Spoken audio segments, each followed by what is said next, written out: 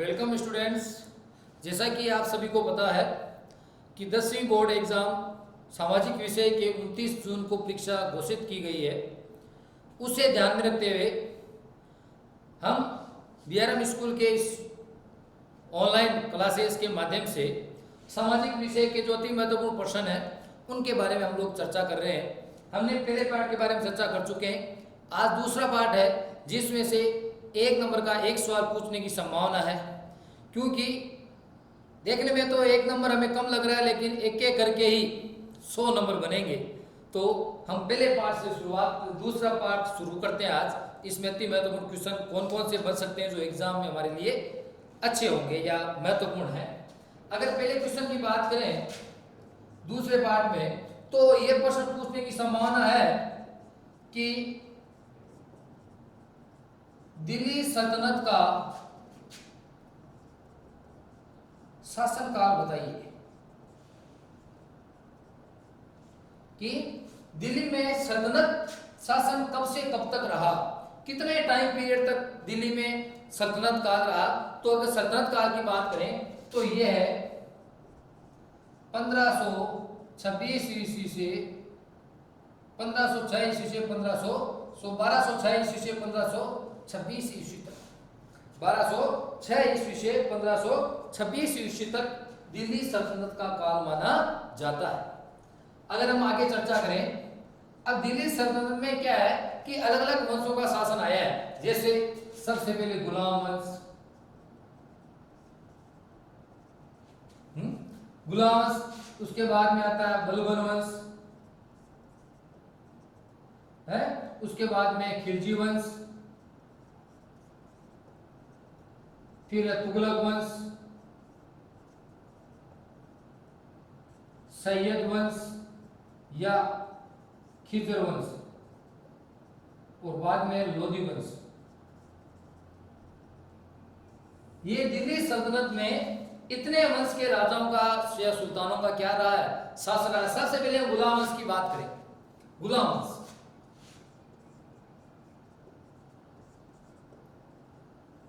गुलाम वंश में जो पहला महत्वपूर्ण प्रश्न है वो यही है कि गुलाम वंश को अन्य के नामों से जाना जाता है। उपनाम कौन कौन से? तो गुलाम वंश को यामिनी वंश या इल्बरी वंश भी कहते हैं। यामिनी वंश या इल्बरी वंश भी कहते हैं। ये गुलाम वंश के अन्य नाम है। सीधा सपाट प्रश्न पूछा जाता है, गुलाम वंश को अन्य के नामों से जाना जाता है या गुलाम वंश के अन्य नाम बताइए, तो यामिनी वंश या इल्बरी वंश। अगर गुलाम वंश में आगे देखें तो गुलाम वंश का जो प्रथम जो शासक था वो कौन था? कुतुबुद्दीन ऐबक। कौन था? कुतुबुद्दीन ऐबक। गुलाम वंश का पहला शासक कुतुबुद्दीन ऐबक था। अब अपन कुतुबुद्दीन ऐबक से संबंधित जो महत्वपूर्ण क्वेश्चंस हैं उनके बारे में हम चर्चा करेंगे।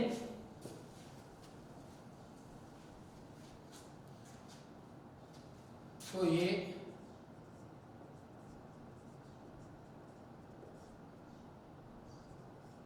कुतुबुद्दीन ऐबक, इसमें देखिए सबसे पहला महत्वपूर्ण, इसे लाख बख्श के नाम से भी जाना जाता है।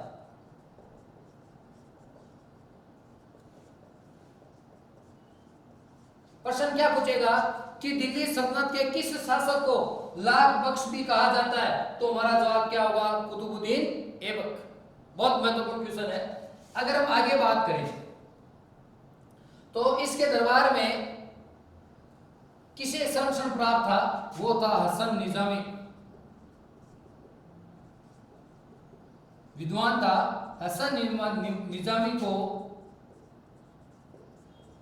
इसके दरबार में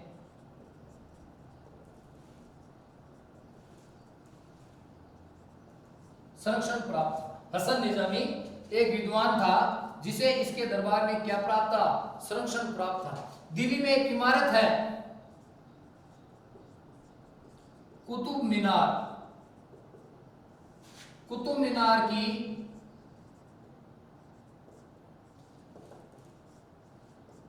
मंजिल का निर्माण करवाया?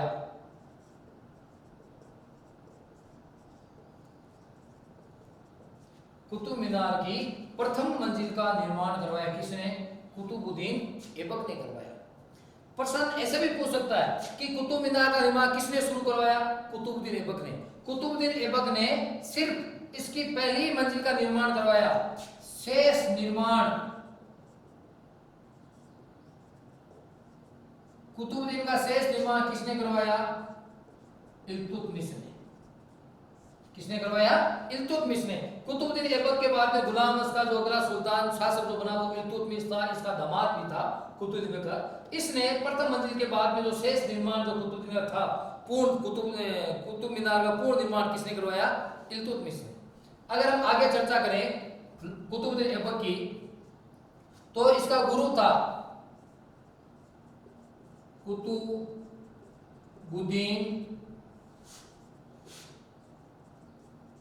बख्तियार काकी की स्मृति में। कुतुब मीनार का निर्माण किसकी स्मृति में करवाया गया? कुतुबुद्दीन बख्तियार काकी की ईसावी में की स्मृति में, सूफी संता की स्मृति में कुतुब मीनार का निर्माण इसने करवाया। इसकी मृत्यु कब हुई? 1210 ईस्वी में। कौन सा खेल खेलते हुए, ये बहुत महत्वपूर्ण प्रश्न है कि कौन सा खेल खेलते हुए कुतुबुद्दीन ऐबक की मृत्यु हुई? तो चौगान, जिसे आज कहा जाता है पोलो, खेलते हुए घोड़े से गिर गया, जिस वजह से इसकी क्या हो गई? मृत्यु हो गई। या कौन सा सुल्तान चौगान या पोलो खेलते हुए मारा गया? कुतुबुद्दीन ऐबक। तो ये कुतुबुद्दीन ऐबक से संबंधित अति महत्वपूर्ण क्वेश्चन है जो हमें परीक्षा में पूछने की इनकी संभावना है। कुतुबुद्दीन ऐबक के आगे की अगर हम बात करें तो अगला जो सुल्तान बनता है दिल्ली सल्तनत का, उस अगले सुल्तान का नाम है इल्तुतमिश।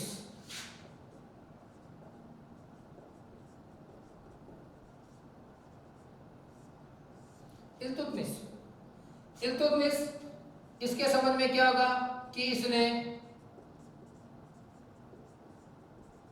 कुतुब मीनार का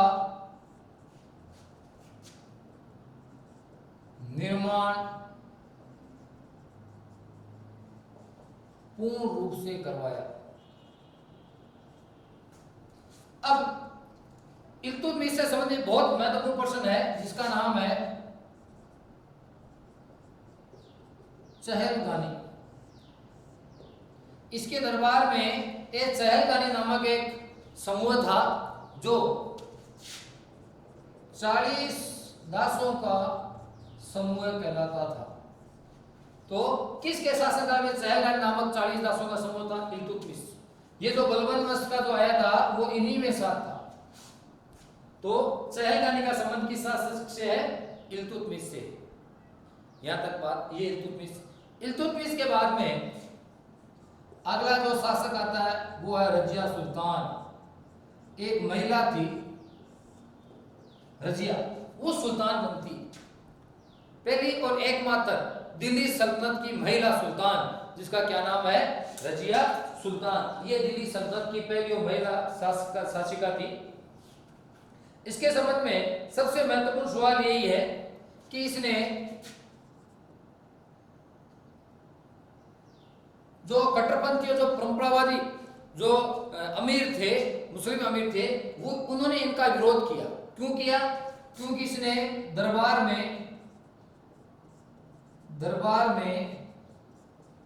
पर्दा त्याग दिया और पुरुषों की भांति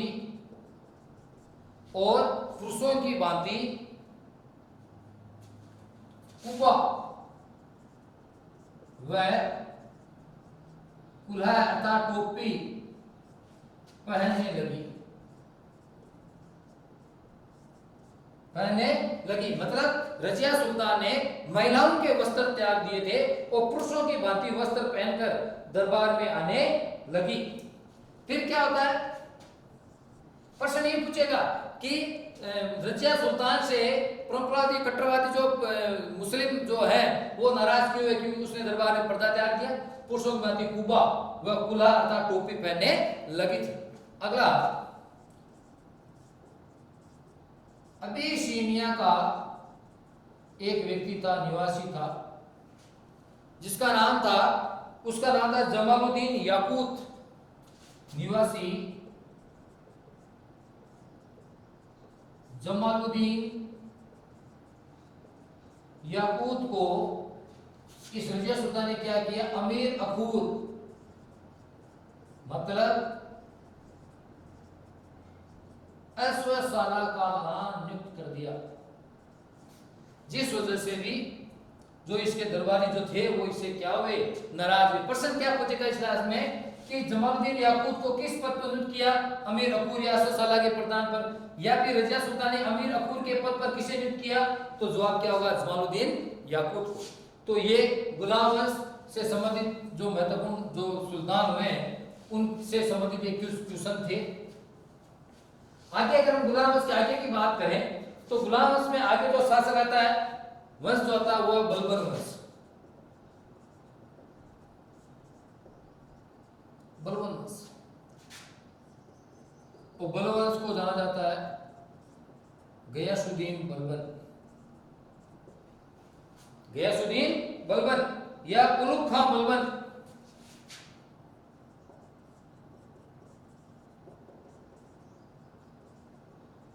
उलुग खां बलबन, ये जो उलुग खां बलबन है, इसका संबंध किससे था, अभी मैंने बताया, इसका संबंध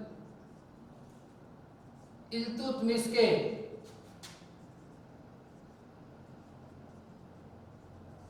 चहलगानी समूह से था। ये जो बलबन था, उलुग खां बलबन, इसका जो संबंध है ये इल्तुतमिश के चहलगानी जो समूह है उससे था। एक बहुत महत्वपूर्ण प्रश्न उलुग खां बलबन जो एक बार पहले परीक्षा पूछा भी गया है, इसने एक विभाग बनाया था जिसका नाम था दीवाने आरिज। दीवाने आरिज, प्रश्न क्या पूछा था कि बलबन ने दीवाने आरिज नामक समूह का पुनर्गठन क्यों किया, गठन क्यों किया, तो इसका उद्देश्य था मंगोलों का सामना करने के लिए। बलबन ने, उलुग खां बलबन ने मंगोलों का सामना करने के लिए दीवाने आरिज नामक एक सैन्य विभाग था जिसे इसने क्या किया, पुनर्गठित किया। और उलुग खां बलबन के संबंध में और क्या है कि इसने दरबार में दो प्रथाएं शुरू की। कौन कौन सी, एक तो सिजदा और एक है पाबोस। तो प्रश्न यही पूछेगा, सिजदा व पाबोस जो प्रथाएं है वो किस सुल्तान के द्वारा दरबार में शुरू की गई, तो वो था उलुग खां बलबन। सिजदा यानी झुकना और पाबोस यानी सुल्तान के पैरों को चूमना, झुककर सिजदा करना, झुकना, और फिर सुल्तान के पैरों को क्या करना, चूमना। ये दो जो प्रथाएं हैं ये उलुग खां बलबन के द्वारा शुरू की गई थी। अगर हम आगे देखें तो बलबन का एक सिद्धांत था राजत्व सिद्धांत। बलबन ने राजत्व सिद्धांत को बनाया था। है प्रश्न क्या पूछेगा, एक नंबर का सवाल पूछ सकता है, 2 नंबर का भी पूछ सकता है कि बलबन के राजत्व सिद्धांत से आप क्या समझते हैं। तो बलबन क्या कहता है कि राजा जो है, राजा पृथ्वी पर ईश्वर का प्रतिनिधि है, ईश्वर का दूत है। राजत्व सिद्धांत क्या कहता है कि राजा जो है वो पृथ्वी पर ईश्वर का प्रतिनिधि है और राजा आम जनता से अलग व्यक्तित्व वाला है। ये बलबन का क्या है, राजत्व सिद्धांत। इसलिए लोहा और रथ की नीति को अपनाया था बलबन ने। कौन सी नीति को अपनाया, लोहा व रथ की नीति को। अगर हम आगे देखें तो ये बलबन वंश से संबंधित कुछ महत्वपूर्ण क्वेश्चन थे। अगला जो वंश आता है वो है खिलजी वंश। कौन सा वंश है, खिलजी वंश। खिलजी वंश में भी 5-7 महत्वपूर्ण बातें हैं पूछने संबंधी एग्जाम में। खिलजी वंश की अगर हम बात करें तो इसका जो प्रथम शासक खिलजी वंश का वो था जलालुद्दीन खिलजी। यह खिलजी वंश का प्रथम शासक था। फिर इसका भतीजा था अलाउद्दीन खिलजी, वो खिलजी वंश का क्या बनता है, शासक बनता है। उसी ने खिलजी वंश को सबसे अधिक क्या किया था, उसके साम्राज्य में उसने क्या किया था, विस्तार किया था, आगे बढ़ाया था। अगर हम अलाउद्दीन खिलजी की बात करें, आप हैंडराइटिंग की तरफ ना जाएं,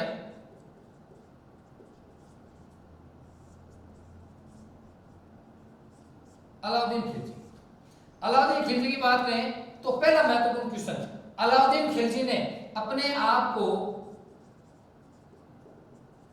सिखों पर द्वितीय सिकंदर के रूप में अंकित करवाया।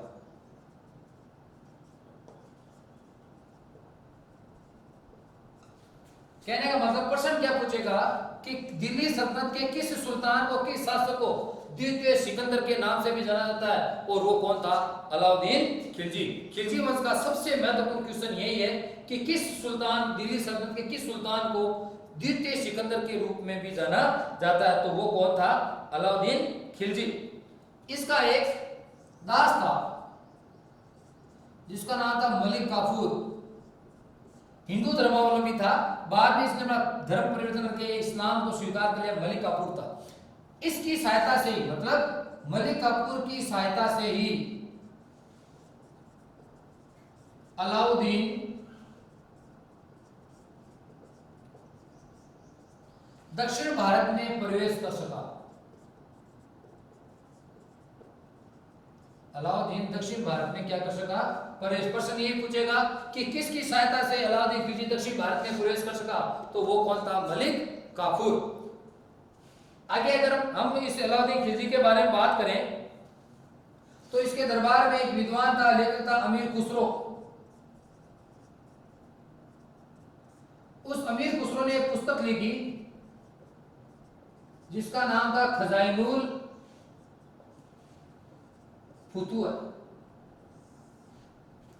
पूछ सकता है खजाइनुल फुतुआ किसने लिखी, अमीर खुसरो ने लिखी। इस खजाइनुल फुतुआ जो पुस्तक है, इसमें अमीर खुसरो ने अलाउद्दीन खिलजी के लिए दो संज्ञाओं का प्रयोग किया। वो दो संज्ञाएं कौन कौन सी है, एक तो उसने इसको कहा जनता का चरवाहा। एक संज्ञा तो क्या थी, उसने क्या कहा है, जनता का चरवाहा।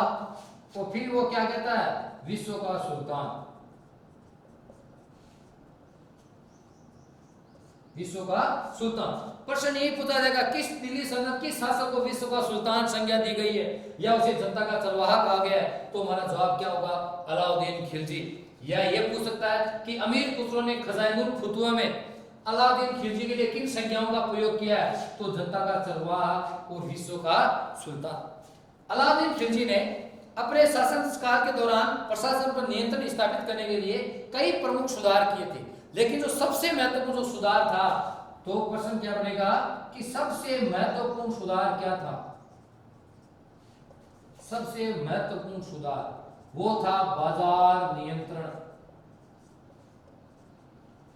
बाजार नियंत्रण के लिए इसने कई नए विभाग बनाए, उन्हें पुनर्गठित किया, पुलिस विभाग स्थापना की, गुप्तचर व्यवस्था को इसने सुधारा। तो सबसे महत्वपूर्ण जो सुधार था वो कौन सा था, बाजार नियंत्रण। अगर हम आगे की बात करें तो अलाउद्दीन खिलजी जो है पहला ऐसा शासक था जिसने सैनिकों को नगद वेतन देना प्रारंभ किया। दिल्ली सल्तनत का वह कौन सा शासक था जिसने पहली बार सैनिकों को नगद वेतन देना प्रारंभ किया, वो कौन था, अलाउद्दीन खिलजी। अलाउद्दीन खिलजी से पूछने के लिए 3 या 4 प्रश्न सबसे महत्वपूर्ण है। एक तो सिखों पर द्वितीय सिकंदर के रूप में उसने अपने आप को अंकित करवाया, तो द्वितीय सिकंदर से जाना था अलाउद्दीन खिलजी को। अमीर खुसरो ने किस संज्ञा का प्रयोग किया, जनता का चरवाहा, विश्व का सुल्तान। पहला ऐसा शासक था जिससे सैनिकों को नगद वेतन देना प्रारंभ किया। एक और है, वो क्या है कि अलाउद्दीन खिलजी ने कोस ए सीरी किले का निर्माण करवाया। कोस ए सीरी या अलाई किला, अलाई किला का निर्माण करवाया। यह भी अलाउद्दीन खिलजी से संबंधित एक महत्वपूर्ण क्वेश्चन है। कब करवाया था? 1303 ईस्वी में। कब करवाया था? 1303 ईस्वी में। इसमें कितने दरवाजे थे? 7 द्वार थे।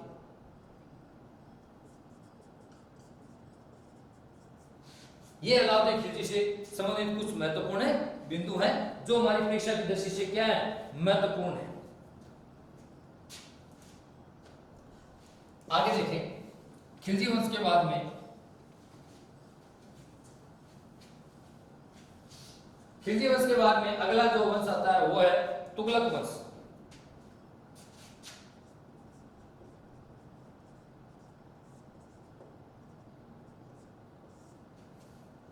प्रथम जो है तुगलक वंश का जो प्रथम जो शासक माना जाता है वो इससे माना जाता है गाजी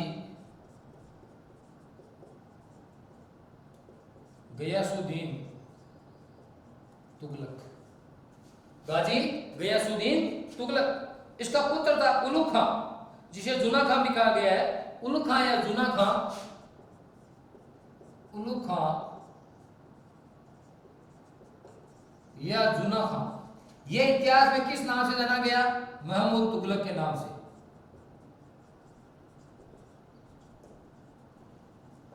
यह जब बादशाह सुल्तान बना तब यह अपने किस नाम से जाना गया?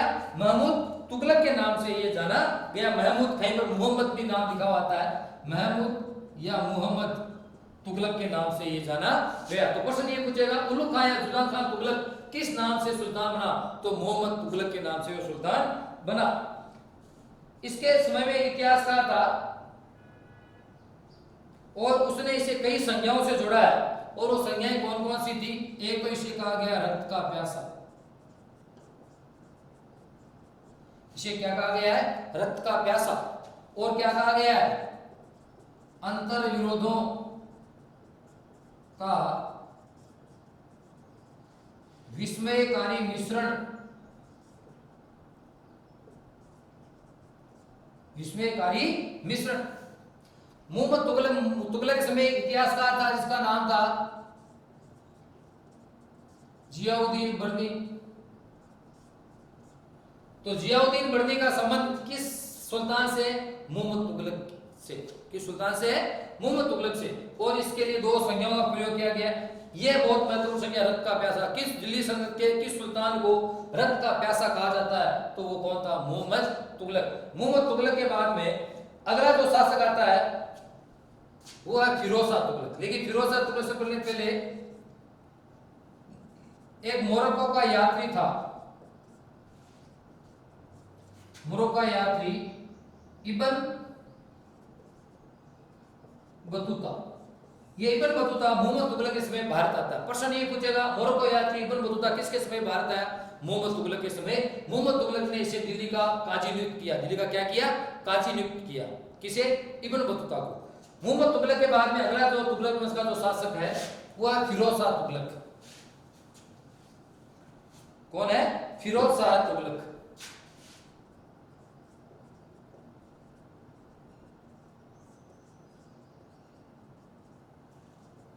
इसे संबंधित देखो, इसने कुछ नगर बसाए। कौन कौन से? हिसार, फिरोजाबाद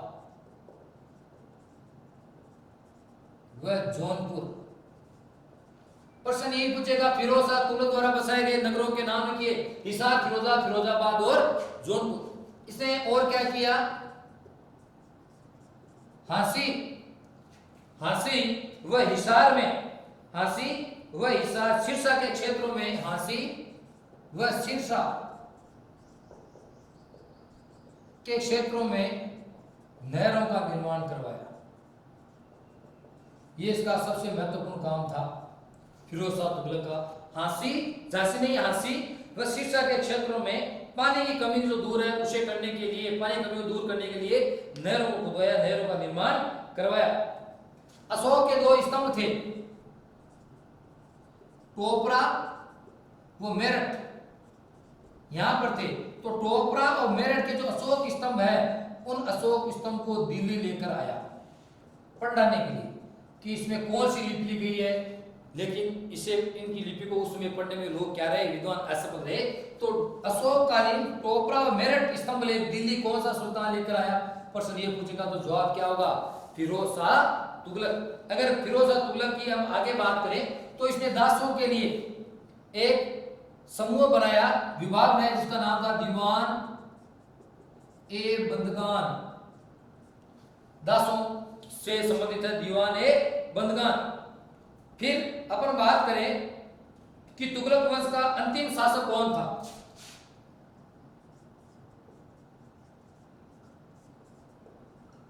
तुगलक वंश का अंतिम शासक,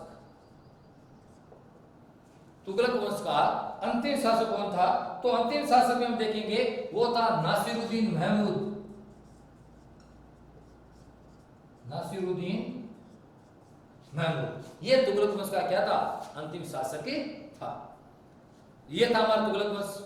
तुगलक वंश के बाद में अगला वंश आता है सैयद वंश। कौन सा वंश आता है? सैयद वंश। तैमूर ने जब दिल्ली पर आक्रमण किया तो दिल्ली को जीतकर उसने अपना प्रतिनिधि किसे नियुक्त किया? खिजर खान। तैमूर ने दिल्ली को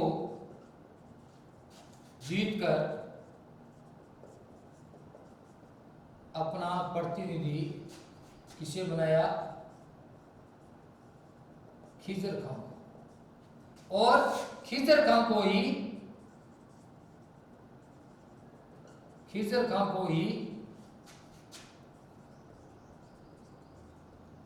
सैयद वंश का संस्थापक माना जाता है। सैयद वंश का क्या माना जाता है? संस्थापक माना जाता है। तैमूर ने दिल्ली को जीता और दिल्ली का प्रतिनिधि किसे नियुक्त किया? खिजर खान को। और खिजर खान को ही दिल्ली का क्या माना जाता है? प्रतिनिधि। सैयद वंश से संबंधित यही एक महत्वपूर्ण क्वेश्चन है कि सैयद वंश का संस्थापक कौन था? खिजर खान। किसने दिल्ली का प्रतिनिधित्व किया? तैमूर ने। ठीक है। खिजर खान के बाद में अगला जो वंश है वो है लोधी वंश। और लोधी वंश में पहला जो महत्वपूर्ण सुल्तान है वो है सिकंदर लोधी। सिकंदर लोधी ने, सिकंदर शाह लोधी या सिकंदर लोधी, सिकंदर लोधी ने 30 इंच का एक गज चलाया जो सिकंदरी गज के नाम से जाना जाता है।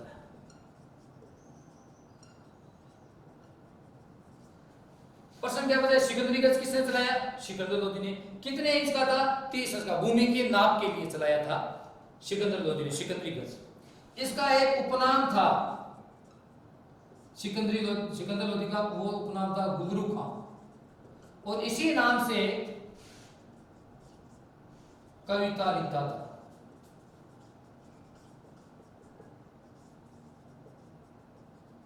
इसी नाम से क्या लिखता था? कविता। कौन? सिकंदर लोधी इसी नाम से क्या लिखता था? कविता लिखता था। फिर हम आगे बात करें तो 1506 ईस्वी में आगरा नगर की स्थापना की।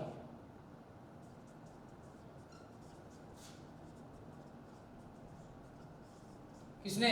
सिकंदर लोधी ने। सिकंदर लोधी के बाद में अगला जो शासक आता है वो है इब्राहिम लोधी। लोधी वंश का अगला शासक कौन था? इब्राहिम लोधी। और यही लोधी वंश का अंतिम शासक भी माना गया है।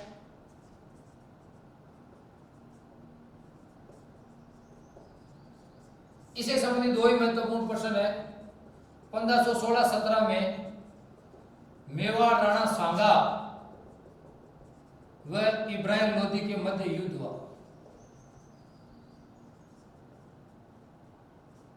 और अगला है पानीपत का प्रथम युद्ध। पानीपत का प्रथम युद्ध 1526 ईस्वी में इब्राहिम लोधी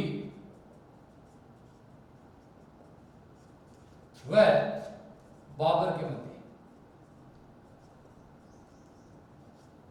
बाबर के मध्य। और ये युद्ध जो है ये एक परिवर्तनकारी युद्ध हुआ। इसके बाद में ये सल्तनत काल समाप्त हो गया और भारत में मुगल काल की क्या होती है, शुरुआत होती है। आज की चर्चा हम इतनी ही करेंगे।